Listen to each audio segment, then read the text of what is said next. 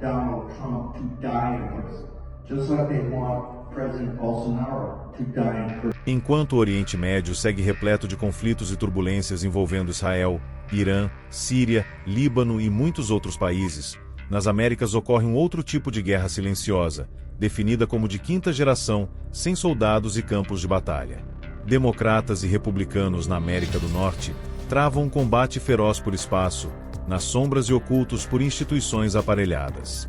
Abaixo da linha do Equador, na América do Sul, mais precisamente no Brasil, um confronto que se tornou global e já garantiu lugar nos livros de história. A batalha de um juiz autoritário da Suprema Corte, apoiado por aliados do próprio tribunal, partidos de esquerda, governo, velha mídia, presidentes do Senado e Câmara dos Deputados, contra o movimento. No vídeo de hoje, ouviremos da boca de Steve Bannon, um antigo estrategista do atual presidente americano, detalhes sobre essa guerra, uma campanha que envolve poderes e instituições atuando contra líderes conservadores e seus apoiadores. A fala é curta e está legendada. Peço a sua paciência, pois sabemos que a maioria da audiência prefere vídeos dublados. Mas, por favor, faça um esforço e se atenha ao conteúdo que começa agora. Você está no canal Doc Militar. If Donald Trump did not win on November 5th, they were going to drop a superseding indictment the next day. Donald Trump, the indictments of Jack Smith came to 300 years in prison, and they wanted Donald Trump to die in prison, just like they want President Bolsonaro to die in prison, just like they want President Yoon to die in prison. The stakes were playing, we couldn't be playing for higher stakes. And they don't think they've lost yet. The deep state, the administrative state, what's happening in this very city. Next year we have 600 volunteers who are the tip of the spear of the precinct strategy and getting out the vote. And they're geared up. Why are they here a day early for CPAC, which is their big annual gathering? They understand we're still at war. This story is far from over. They indicted one of the best men in this world yesterday in Brazil on nothing, to send him to prison to die. Just like they want Trump to die, just like the Chinese Communist Party wants you to die. And this is far from over. And yes, we've had days of thunder, and it's amazing. And every day there are 10 or 12 things. And we're on offense all the time. But they've got the judges, they've got courts, they still have immense power, they still have the media, they have all these global bayonets. And if you look at their partners, you look at the parties and the politicians and the youth and the grassroots movement throughout the world, Europe, South America, Central America, Asia, it's now our time, and this is when it's going to be the hardest. Because they're not going to sit there and go, okay, we see what you guys want to do. You're about liberty and freedom. They're not about liberty and freedom. They're about controlling the most powerful apparatus in the United States and in all these other countries in world history, and they're not going to give it up unless we take it from them. And when we take it from them, we then have to execute on that to make sure we deliver on the promise of liberty and freedom. And that is a grind every day of the week. That's why I'm proud to be here at CPAC. And I'm proud to see the people that come consistently. And if Matt Schlapp and Mercy had not had the courage to invite Trump 47 days after they stole the election, when the entire essentially conservative media, the entire Republican Party, all the donors turned their back on him, we wouldn't be here today winning. But we are far, far, far from victory. November 5th is just another day for them. Every day it's a struggle.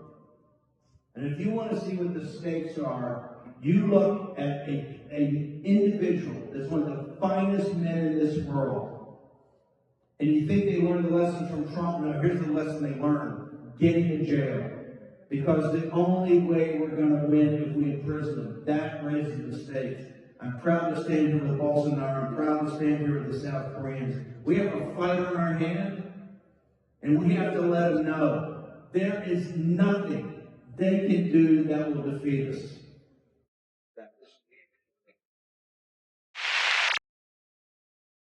Unfortunately, while I was doing my research, I just came to the conclusion that now Brazil not only has a convicted felon for political corruption as president, Ignacio Lula da Silva, but now has a totalitarian operator as the Chief Justice of the Supreme Court called Alexandre de Moraes. Wow.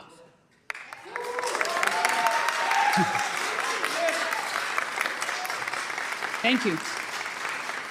I mean, there's nothing to celebrate.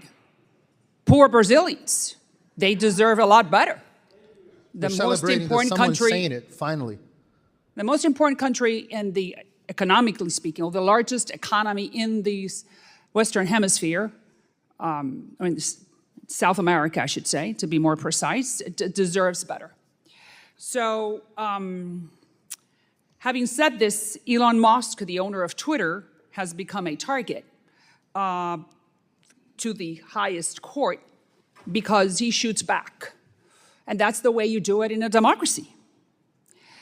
Really, we do not know if the Supreme Justice, Mr. de Moraes, is a socialist, or he's a useful fool, or he's a useful idiot for the socialists.